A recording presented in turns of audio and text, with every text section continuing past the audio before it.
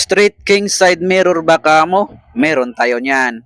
Ito lang naman yung nakakabit sa Click 125 ko. Sobrang mapurma nitong side mirror na itong mga busing. Kahit anong klaseng motor, babagayan niya talaga. At ito yung product na darating sa inyo mga busing kapag mag-check out kayo dyan sa yellow basket na yan mga boss.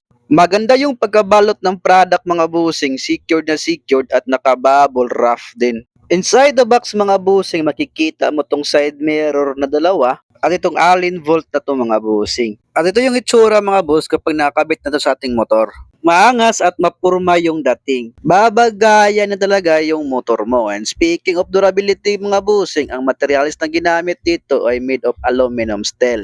Kaya matibay at matagal mo talaga itong magagamit mga boss. At maganda rin yung ginamit na materialis dito mga busing sa kanyang salamin. Maganda yung pagka-cut out, pulidong pulido talaga mga boss. Ang kinuha ko pala dito mga busing is blow lens kasi maganda yung reflection niya sa ilaw kapag gabi, hindi nakakasilaw. At malawak din yung point of view mo dito mga busing kasi naka-standard size na rin yung kanyang salamin. Kaya naman mga boss, kung naghahanap kayo ng itong klaseng side mirror, just click the yellow basket below. Ang kagandahan pa dito mga busing, mura lang to. Kaya naman ay check out mo na yan. And that's all for today. Ride safe always. Peace. Bye-bye.